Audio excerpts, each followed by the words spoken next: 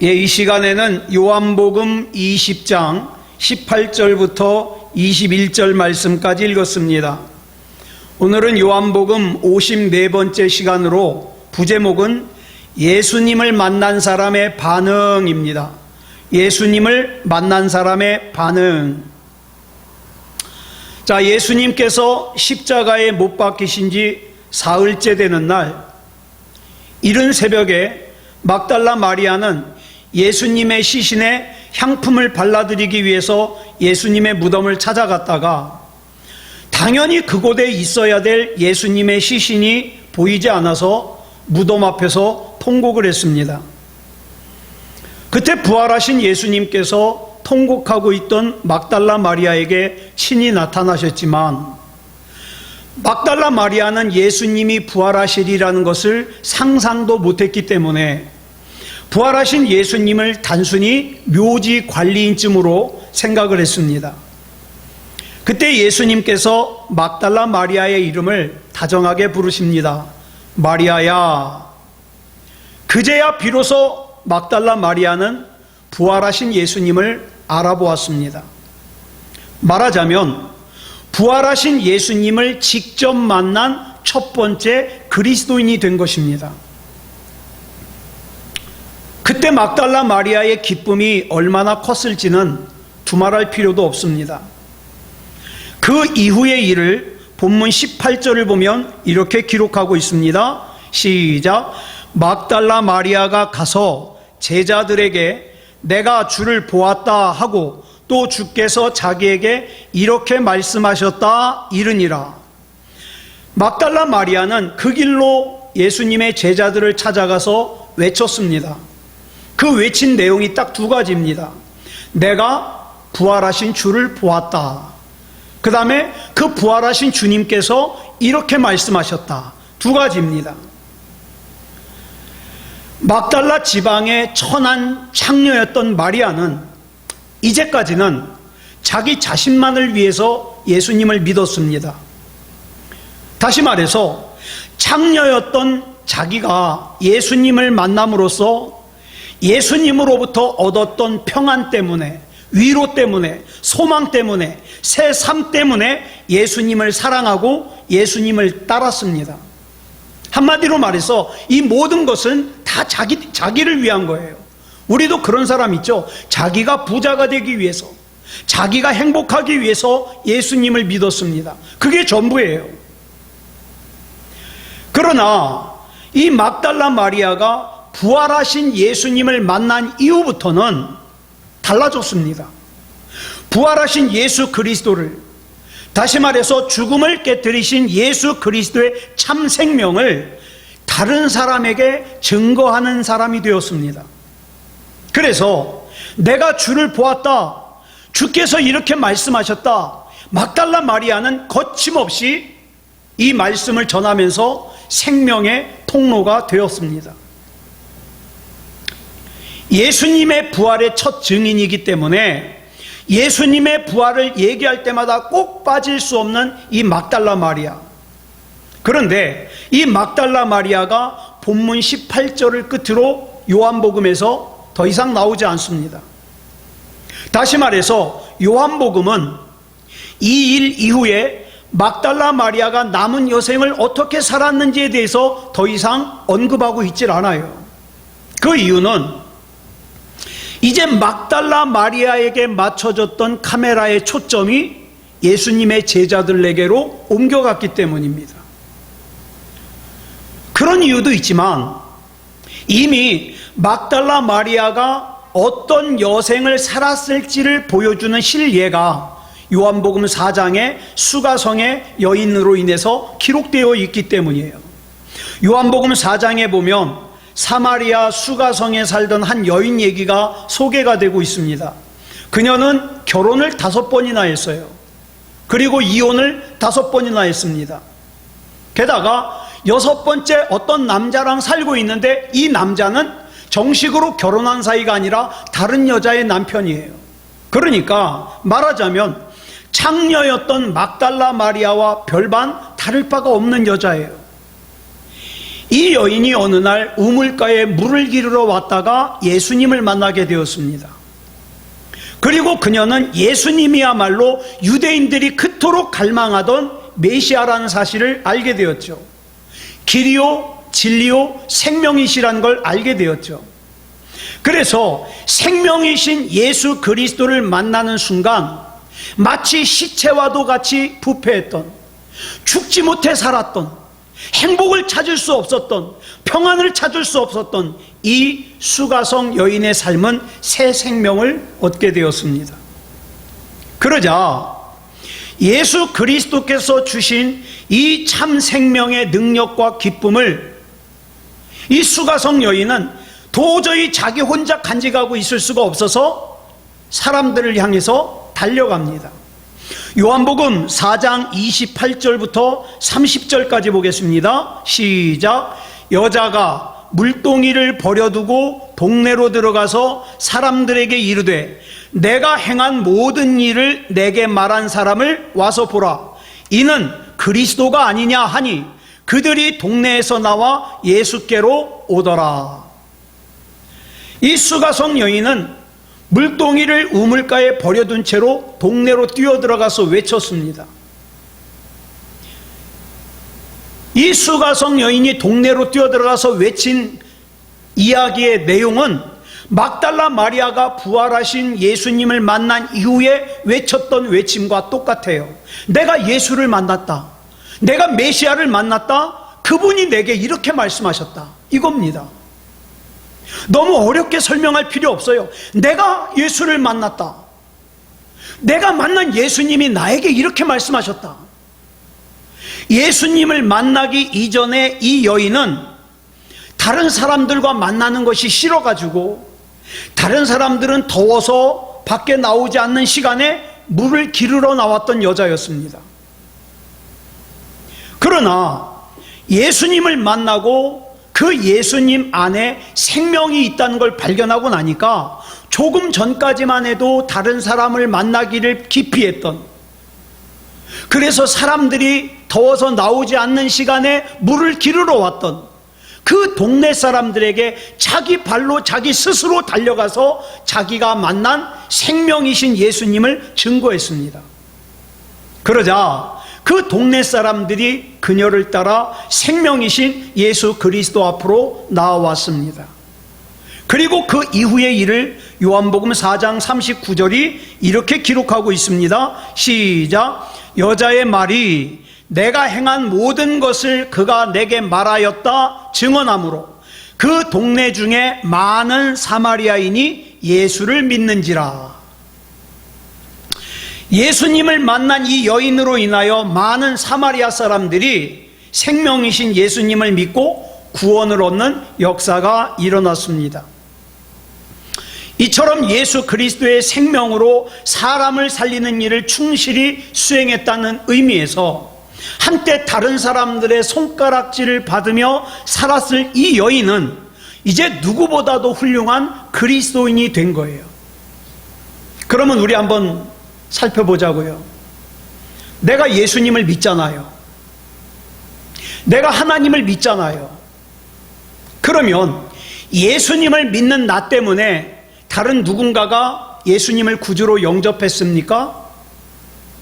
예수님을 믿는 나 때문에 다른 누군가가 교회로 나왔습니까? 아니면 나 때문에 예배를 안 드립니까? 나 때문에 교회를 안 나옵니까? 이 수가성 여인의 모습에서 우리는 부활하신 예수님을 만난 막달라 마리아의 이후의 여생을 넉넉히 짐작할 수가 있어요. 부활하신 예수님을 진짜로 만난 사람은 가만히 있을 수가 없습니다. 아까 시작하기 전에도 잠깐 말씀드렸지만 오늘은 예배 준비가 좀 늦었습니다. 왜냐하면 7시 20분쯤 됐을 때 강력한 비바람이 불면서 난리가 났어요. 우리 저 아래층에 있는 교회 나무 간판이 떨어져 가지고 나뒹굴고요, 예배 시간을 적어놓은 간판이 다 깨져버렸습니다. 창문을 열어놓은 사이에 계단에는 물난리가 났고요, 그 다음에 벽에다 붙여놓은 현수막은 다 떨어져서 난리가 났어요. 더 중요한 것은 전기가 다 나가버렸어요. 그래가지고 순간적으로 갈등을 했습니다. 이거 오늘 예배를 드릴 수가 없을지도 모르겠다. 그래 이제 그걸 정리하고 있는 사이에 다시 전기가 들어오고 이렇게 예배를 드리게 됐어요. 그래서 아까 우리 찬양할 때 어떻습니까? 프로젝트를 켜지도 않고 찬양을 시작했잖아요. 정신이 하나 없어서. 그렇지만 우리가 누굽니까? 부활하신 예수님을 나의 구주로 영접한 사람이기 때문에 가만히 있을 수 없어요. 우리는 예배를 드려야 됩니다. 하다못해 어떤 사람은요, 살 빼는 다이어트 비법이라든가 자기가 어떤 방법을 사용해가지고 무좀을 고쳤다든가 병을 고쳤다든가 그러면 자기가 효과 본 그 방법을 다른 사람들에게 알려주고 싶어서 난리인데, 살아계신 예수님을 만났는데 우리가 어찌 가만히 있을 수 있냐 이 말이에요. 내가 새 생명을 얻었는데 어떻게 가만히 있을 수 있냐 이 말이에요. 이 땅에 오신 하나님의 독생자 예수 그리스도를 만난 수가성 여인이 이 정도로 사람을 살리는 역할을 해냈다면, 부활하신 예수 그리스도를 첫 번째로 만난 막달라 마리아야말로 두말할 필요가 없지요. 아마도 그날 이후로 막달라 마리아는 만나는 사람들마다 이 얘기를 했을 겁니다. 내가 예수님을 만났다.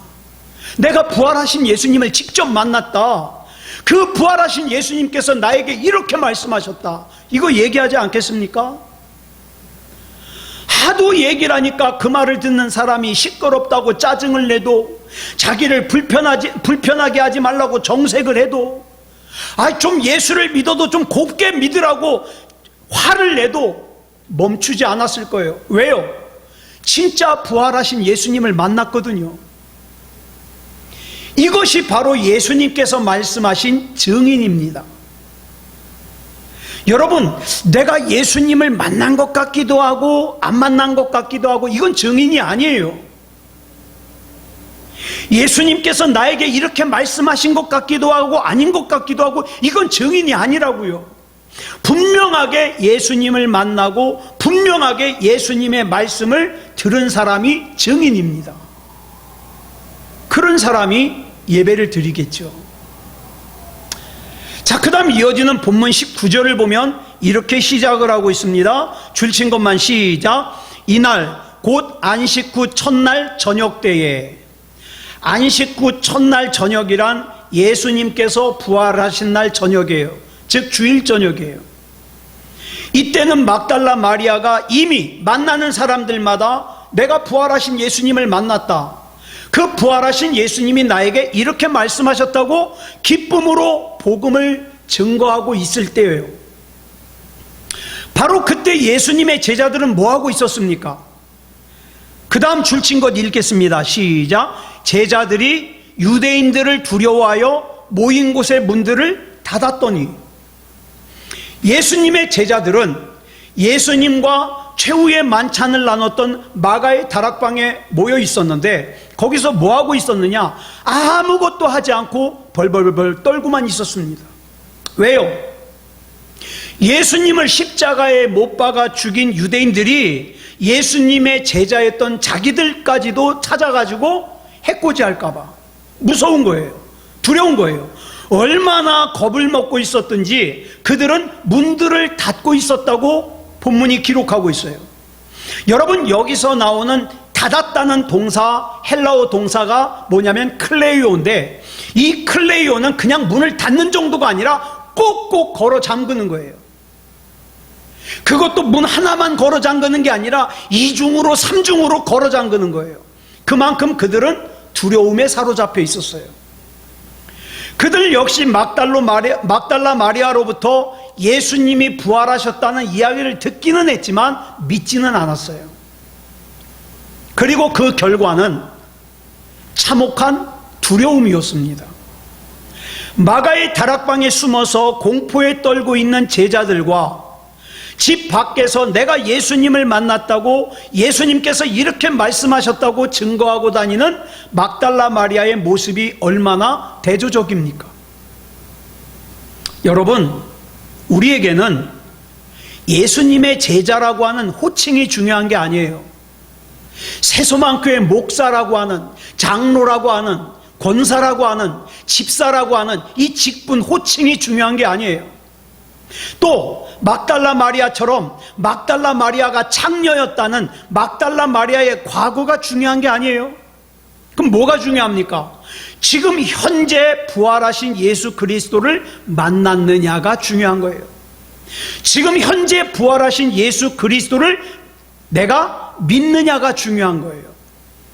지금 현재 부활하신 예수 그리스도 안에서 내가 살고 있느냐가 중요한 거예요. 이것이 엄청난 차이를 가져옵니다. 자, 보세요. 제자들이, 예수님의 제자들이 2중 3중으로 걸어 잠근 문만 걸어 잠궜겠습니까? 그들이 걸어 잠근 것은 문뿐만 아니라 그들의 마음까지도 걸어 잠궜어요. 예. 2중 3중으로 빗장을 잠근 이 마음은 무엇으로 가득했습니까? 두려움과 불만과 불안과 불신으로 가득하겠죠. 여러분, 신앙이 뭡니까? 신앙. 우리 마음에서 두려움의 빗장을 걷어내는 게 신앙입니다. 의심과 불신앙의 문을 열어 제끼는 것이 신앙입니다. 예수님이 어떤 분입니까? 우리 마음에 들어오셔서 두려움과 불안과 불신의 빗장을 걷어내시고 밝은 세상을 향하여 우리의 마음을 활짝 열어주시는 분이에요. 여러분, 지금 온 세상이 코로나19로 혼란스럽습니다. 그런데 이러한 때에 어떤 사람은 두려워서, 불안해서 문을 꼭꼭 걸어 잠그고 있는 사람이 있는가 하면, 제가 이번 주 중에 어떤 권사님 한 분의 간증을 들었는데, 오랫동안 신앙생활하다가 중단한 어떤 사람을 위해서 중보 기도를 했대요. 근데 이 사람이 지난주에 10년 만에 다시 연락이 와가지고 신앙생활을 다시 시작했다는 거예요. 여러분, 진짜 살아계신 예수님을 만난 믿음이라면 무엇 때문에, 누구 때문에 걸어 잠근 마음의 빗장을 갖다가 다 열어내야 돼요. 예. 그리고 어떡합니까? 나는 물론 내 옆에 있는 사람들을 위해서 중보기도 해야 됩니다. 그 다음에 보면 이렇게 기록하고 있죠. 줄친 것만 시작. 예수께서 오사 가운데 서서, 마침내 예수님께서 제자들의 굳게 닫힌 그 마음의 문과 외적인 문들을 친히 열어주시기 위해서 제자들을 찾아오셨습니다. 그런데 보세요. 예수님께서는 굳게 닫힌 문을 열어달라고 두드리시지 않았습니다. 손수 문을 열고 들어오신 것도 아니에요. 제자들이 문을 열어주지 않는다고 문을 부수고 들어오신 것은 더더욱 아니에요. 그냥 예수님께서는 두려워 떨고 있는 제자들 한가운데 나타나셨어요. 이 상황을 한번 생각해 보세요.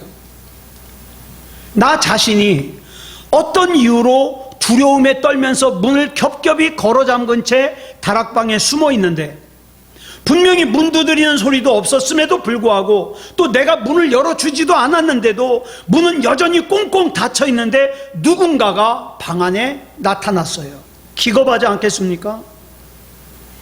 이때의 상황을 누가복음 24장 37절을 보면 이렇게 기록을 하고 있습니다. 시작.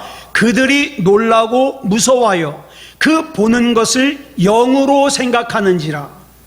여기 보니까 표현을 점잖게 해서 영으로 생각했다 그랬는데 사실은 귀신인 줄 알았다 이 말이에요. 귀신인 줄. 그렇지 않아도 겁에 잔뜩 질려있는 제자들이 갑자기 나타나신 예수님을 귀신이라고 생각해서 기겁을 했다는 거예요. 이 사실을 아신 예수님께서 본문 38절로 39절에서 이렇게 말씀하십니다. 시작. 예수께서 이르시되 어찌하여 두려워하며 어찌하여 마음에 의심이 일어나느냐. 내 손과 발을 보고 나인 줄 알라. 또 나를 만져보라. 영은 살과 뼈가 없으되 너희 보는 바와 같이 나는 있느니라. 이 당시 사람들은 귀신의 특징으로 뭘 생각을 했느냐? 몸을 갖고 있지 않다고 생각했어요. 그러나 부활하신 예수님은 귀신이 아니었기 때문에 손과 발 그리고 몸을 그대로 갖고 계셨고, 그 사실을 제자들에게 일깨워 주심으로써 지금 너희들 가운데 서 있는 나는 귀신이 아니라 몸으로 부활한 예수라는 사실을 직접 확인시켜 주시는 거죠. 이렇게 나타나신 예수님께서 본문 19절에서 제자들에게 이렇게 말씀하십니다. 시작. 너희에게 평강이 있을지어다. 여기서 말하는 평강이라는 뜻을 가진 헬라어가 에이레네인데, 이 에이레네가 히브리어로 여러분 잘 아시는 샬롬입니다. 샬롬. 샬롬이란 이스라엘 사람들이 만나거나 헤어질 때 보편적으로 하는 인사예요. 평안하라고. 그러나 부활하신 예수님께서 제자들을 처음으로 만나 너희에게 평안이 있을지어다 라고 말씀하신 것은 그냥 인사치레가 아니에요. 그래서 본문 20절을 보면 이렇게 기록을 하고 있습니다. 시작. 이 말씀을 하시고 손과 옆구리를 보이시니 제자들이 주를 보고 기뻐하더라. 너희에게 평강이 있을지어다 라고 말씀하신 예수님께서는 자신의 손과 자신의 옆구리를 제자들에게 보여주셨습니다. 이것은 예수님 자신이 귀신이 아니라는 것을 보여주시는 행동이죠. 그제야 제자들은 예수님께서 부활하셨음을 알고 기뻐합니다. 그런데 그 다음에 이어지는 21절을 보니까 예수님께서 또다시 그 인사를 하셔요. 줄친 것만 시작. 너희에게 평안이 있을지어다.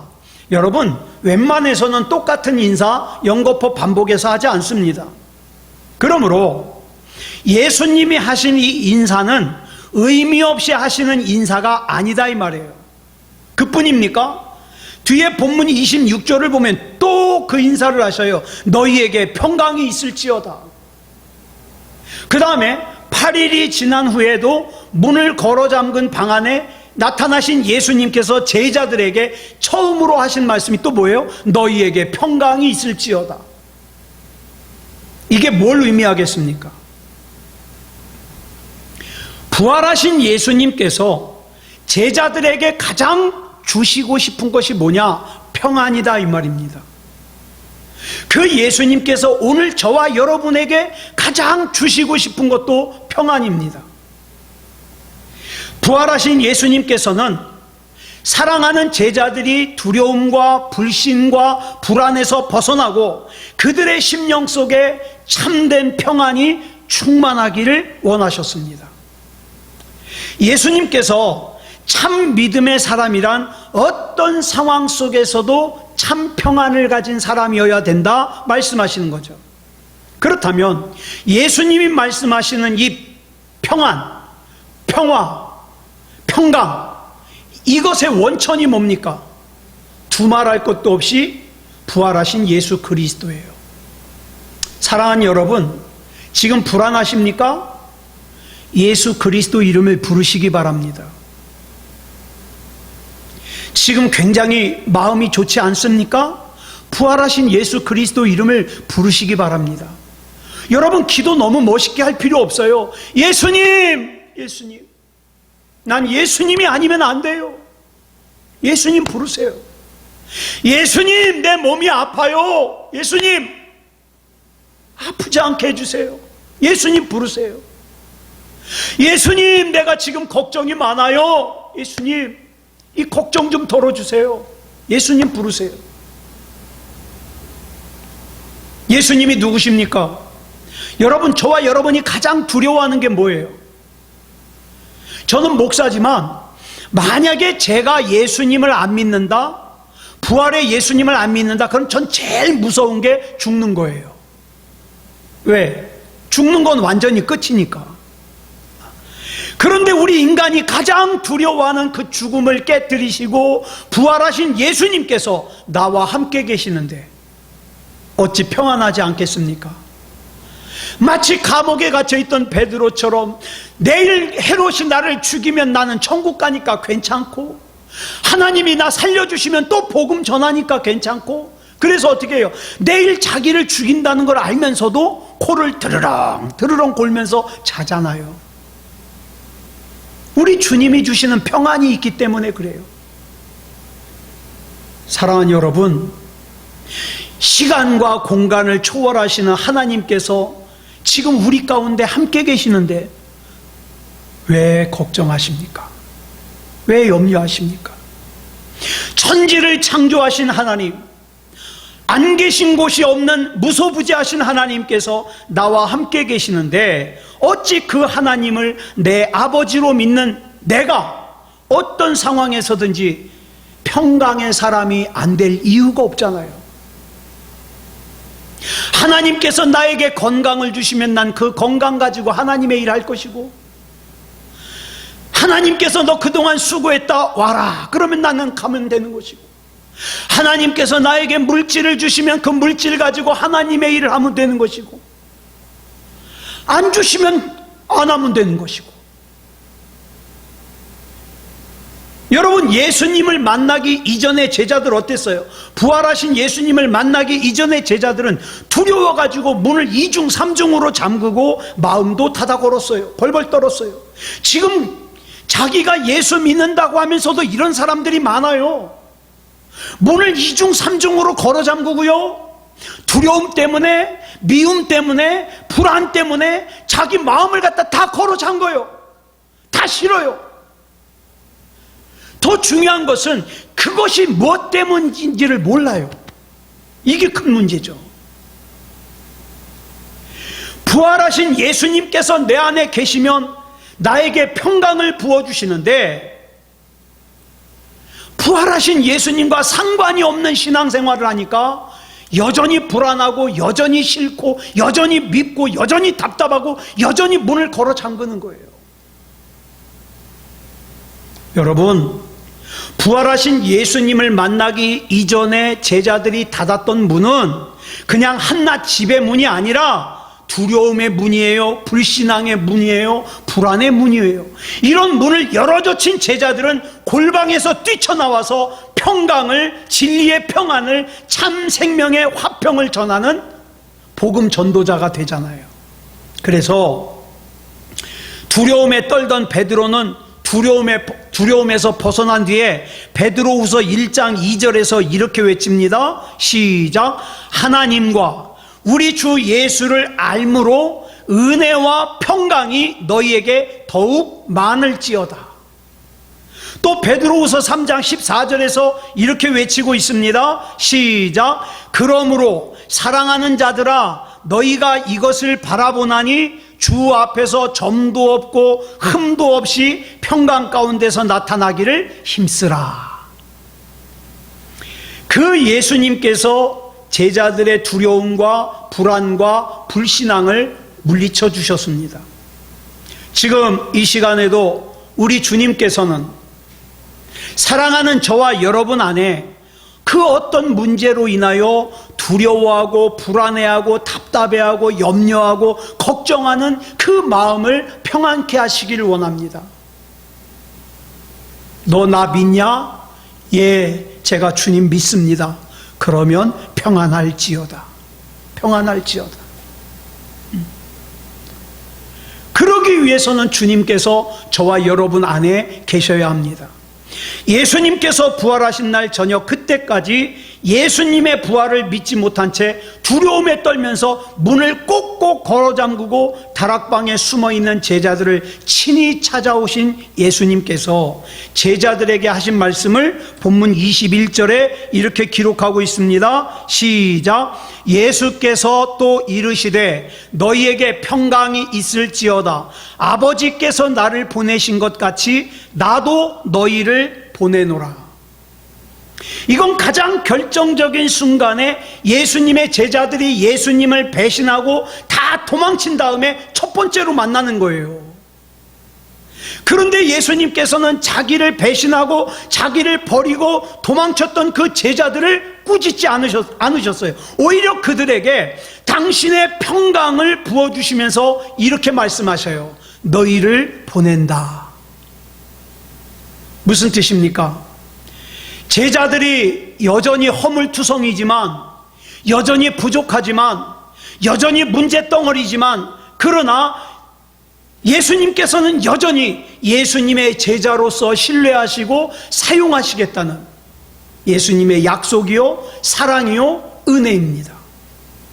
그 큰 사랑과 은혜를 입은 제자들이 주저하지 않고 복음의 현장으로 뛰어나간 것은 너무나도 당연하지 않겠습니까? 사랑하는 여러분, 지금 저와 여러분의 위치는 어떻습니까?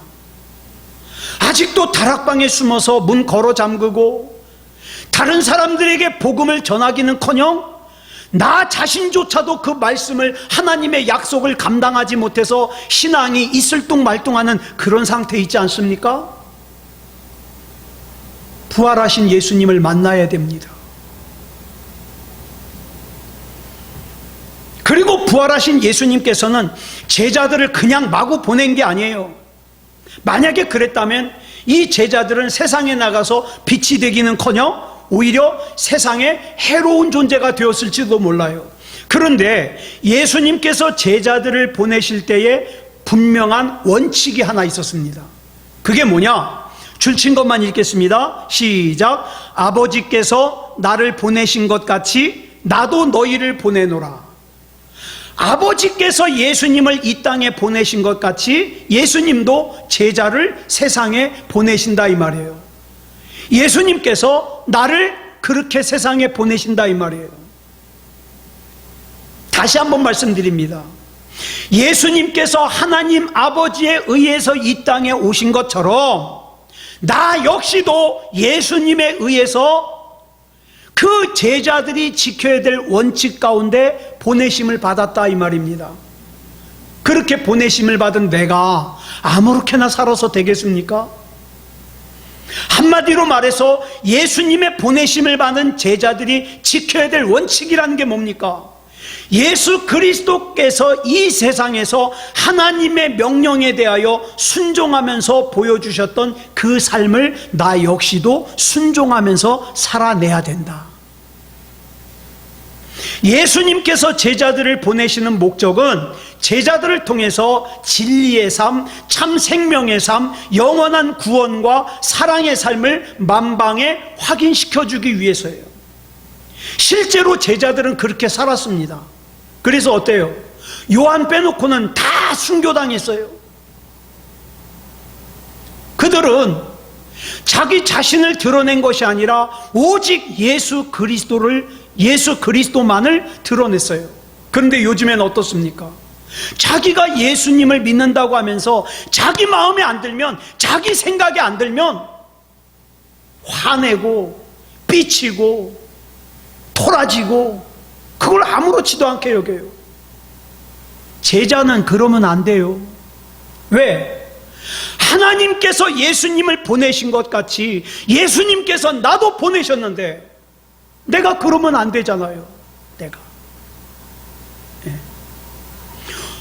예수님께 보냄을 받은 저와 여러분에게는 오직 뭐만 보여야 되느냐?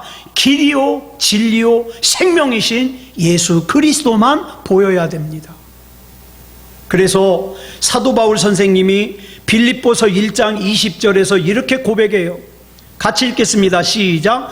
나의 간절한 기대와 소망을 따라 아무 일에든지 부끄러워하지 아니하고 지금도 전과 같이 온전히 담대하여 살든지 죽든지 내 몸에서 그리스도가 존귀하게 되게 하려 하나니. 그렇습니다. 우리가 목회를 하는 것도, 우리가 예배를 드리는 것도, 우리가 신앙생활하는 것도 내가 존귀하게 되기 위해서가 아니라 오직 내 몸에서 그리스도가 존귀하게 되기 위해서 목회도 하는 거고 예배도 드리는 거고 신앙생활도 하는 거예요. 그 결과 그들을 통하여 생명과 구원의 역사가 나타날 수 있었습니다. 사랑하는 여러분, 오늘 우리 기도할 때 그저 내 욕심껏 막달라 마리아가 부활하신 예수님을 만나기 전까지는 모든 신앙생활의 방향이 자기를 위한 거였어요. 내 평안, 내 기쁨, 내 사랑, 자기만을 위한 거였어요. 그러나 부활하신 예수님을 만나고 나니까 어떻습니까? 다른 사람들을 향하잖아요. 오늘 우리의 기도가 그랬으면 좋겠습니다. 예수 그리스도 이름으로 아무쪼록 이런 영적인 승리가 있는 예배요, 신앙이요, 기도가 되기를 그리스도 예수님의 이름으로 축복합니다. 기도하겠습니다. 사랑의 아버지 하나님, 감사합니다. 우리 하나님의 은혜 가운데 이 시간 예배할 수 있음을 감사합니다. 하나님, 세상이 많이 차가워졌습니다. 날씨는 덥지만 영적인 상태는 많이 차가워졌습니다. 하나님이 어떻게 생각하는지에는 관심 있는 사람들이 별로 없습니다. 하나님이 나를 어떻게 보는지에 대해서도 관심이 별로 없습니다. 사랑의 아버지 하나님, 신앙생활 한다고 하면서도 가장 중요한 초점은 내가 존귀하게 되는 데 있습니다. 그러나 주님, 방향을 바꾸게 해주시옵소서. 예수님을 보내신 하나님의 보내심 앞에서 예수님이 순종하셨듯이 나 역시도 예수님께 보내심을 받아 순종하는 삶을 살게 하시고 나로 인하여 온전히 예수님이 존귀하게 되기를 원합니다. 이 밤에 기도할 때에 영광 받아주시고 은혜 가운데 붙잡아 주시고 역사해 주시옵소서. 우리 주님께서 붙잡아 주실 줄 믿사오며 그리스도 예수님의 이름으로 감사하며 기도드려 싸움나이다. 아멘.